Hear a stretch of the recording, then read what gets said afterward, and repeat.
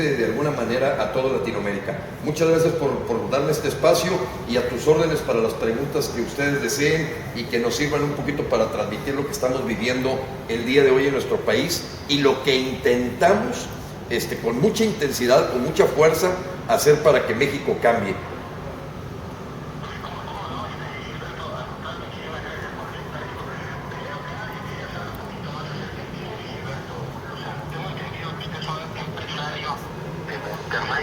De la Sultana del Norte, allá en Nuevo León, y dentro de un mapa donde hay muchas voces en México, algunas por la vía electoral, otras no por la vía electoral. Aquí hemos entrevistado a un investigador, un hombre mexicano muy preocupado por lo que pasa también allá, que está optando por la cuestión de un paro nacional, que también descalifica el tema de los electorales, pero veo que como que andan muchos grupos sueltos, cada cual con su discurso, y por lo tanto sin lograr realmente aglutinar una fuerza para la cuestión del cambio. Pero también hay muchas cosas que a veces se disfrazan Así de es. lenguaje revolucionario, se disfrazan de cosas de cambio.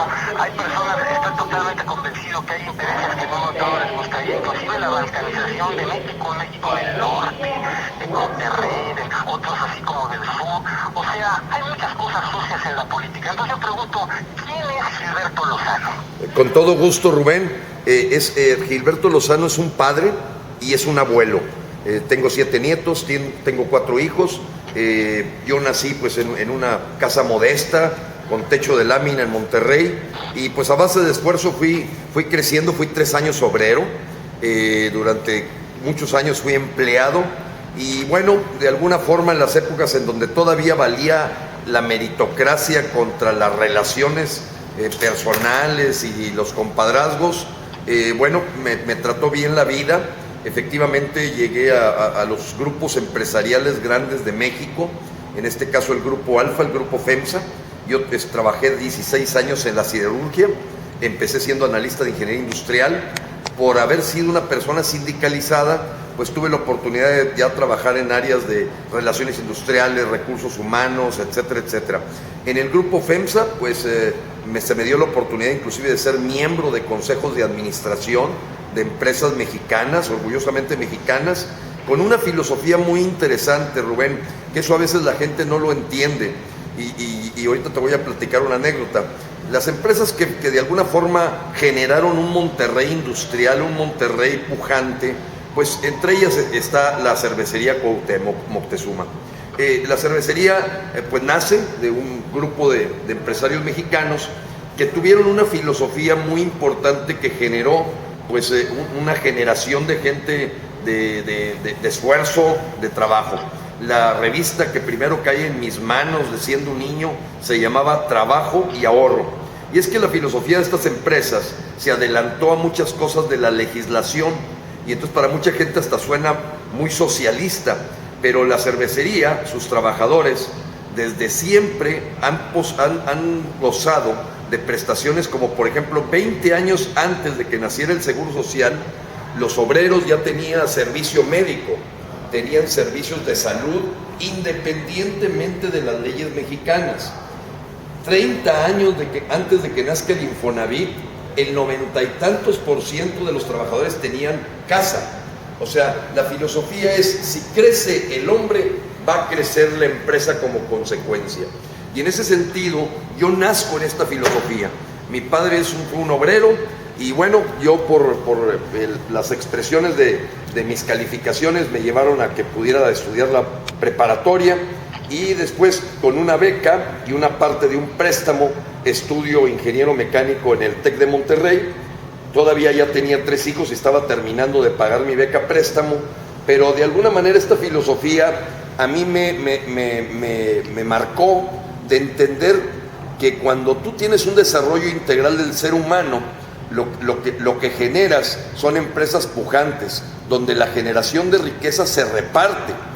Como te digo, cualquier empresario podría pensar en reducir o mejorar sus utilidades, reduciendo los gastos, prescindiendo de todo este esfuerzo porque el ser humano tenga la oportunidad de prepararse en forma integral. Yo ahí aprendí guitarra, ahí aprendí a nadar, ahí aprendí a jugar tenis, que siendo un hijo de un obrero. Y eso a veces la gente no lo entiende. Y te voy a dar un dato que es contundente.